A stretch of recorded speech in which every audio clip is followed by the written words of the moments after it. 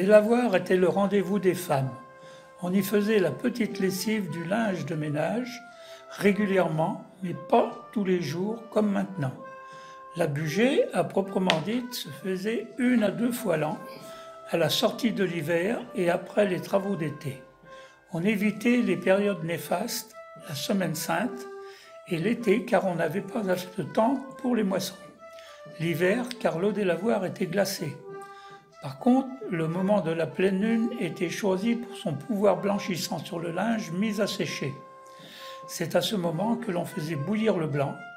Une journée de grande lessive épuisante s'annonçait.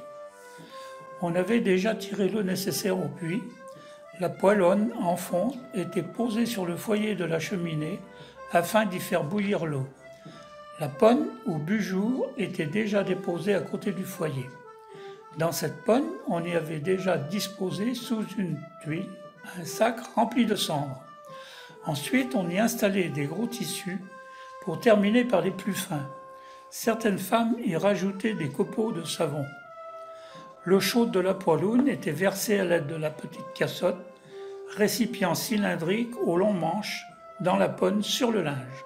Cette eau coule à travers le linge et la cendre pour revenir dans la poêloune afin d'y être réchauffée. L'eau se transformait alors en lessive roux à l'odeur très particulière. À l'aide d'une grande pince en bois, les ménagères attrapaient le linge de la ponne pour le déposer dans la brouette en bois. On laissait passer la nuit, parfois 2 jours, le linge trempé. Couler la lessive était un travail fastidieux et fatigant qui durait toute la journée. Pour les communes qui possédaient un lavoir, comme à Nancra, le lendemain, la mère Chantal arrivait avec tout son barda dans sa brouette.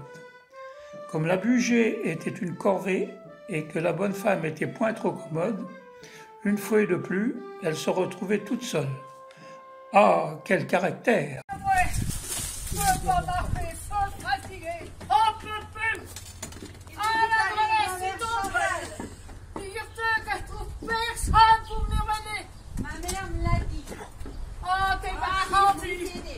Tu bouges pas. Enfin, on va pousser en tas de bêtises. Je te tiens. Ah oui, Pasteur, il n'y a personne, il n'y a que la voix. Fais attention, il y a une petite qui va liger dans le lavoir. Oh, il n'y a personne. Comment veux-tu qu'on ravasse? Allez, t'es bien entrée, ma pauvre. On va chasser avec la main. Allez. Arrêtons. Eh, vas-tu pousser la borette?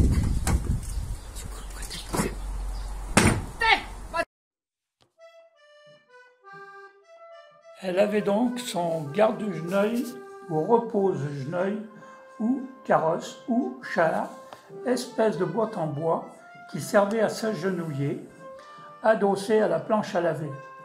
Elle avait aussi emporté son battoir ou bardra. Au lavoir, les places y étaient réservées et malheur à celles qui n'en tenaient pas compte. Inutile de vous préciser que Porsoun ne prenait la place de Chantal. De toute façon, cette journée-là, il n'y avait pas un chat. Comment veux-tu qu'on compare les mains de la mère Christiane avec de la mère Polaire? On n'est pas possible. Oh, il n'y a pas un chat. Nous ne pouvons pas ramasser. Je suis là. Oh, ma pauvre laisse, mais on n'est pas j'ai on n'est pas au courant des cancans de la commune. On ne sait pas si monsieur le maire est parti, on ne sait pas si madame le maire est partie à gauche ou à droite. Comment veux-tu qu'on soit au courant? Je crois que madame le maire, elle est partie parce que sa mère, elle était malade. Ah, ça, à cette heure-là, On ne peut pas vérifier. monsieur le maire est parti dans ses marques.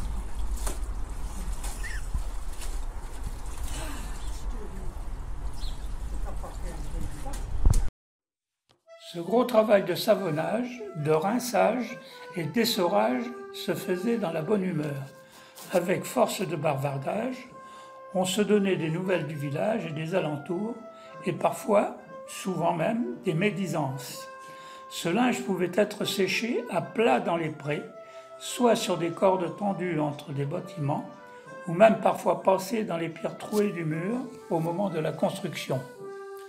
Mais au lavoir, le linge était étendu sur la palisse.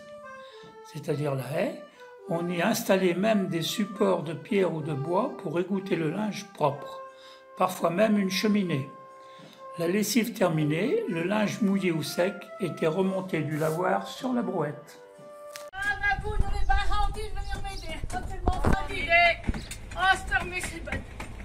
On n'a pu savoir. Ah, on n'a pas pu ramasser, on n'est pas possible. Tout ça pour la prochaine fois. Dans les communes ne possédant pas de lavoir, le linge était frotté au-dessus du timbre sur une planche et dans les années 40, on utilisait de la lessive violette et on frottait au savon de Marseille. Puis on remettait la lessive à bouillir dans la lessiveuse. Un système avec tuyau central remontait l'eau à la surface qui retombait comme avec une pomme d'arrosoir. Les premiers lavoirs sans toit étaient installés sur les bords des rivières, près d'une fontaine ou d'un puits.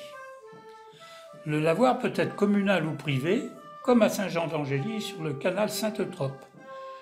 Dans ce vieux quartier se trouvaient d'anciens jardins encadrés par des murs de clôture et de portails découverts à piliers. Certains jardins étaient liés au lavoir, il était commun aux habitants du quartier, servant de lieu pour étendre le linge après avoir été lavé.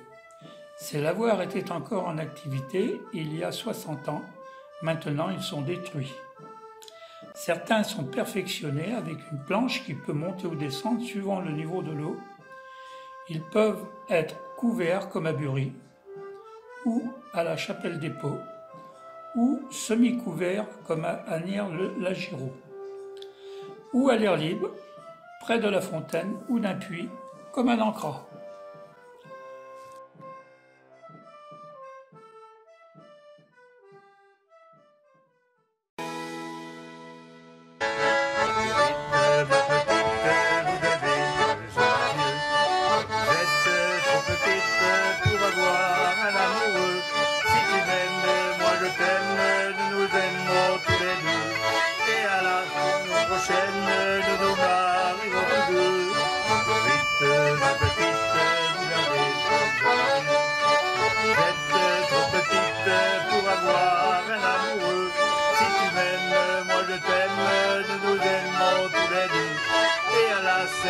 Prochaine, nous nous marierons tous deux.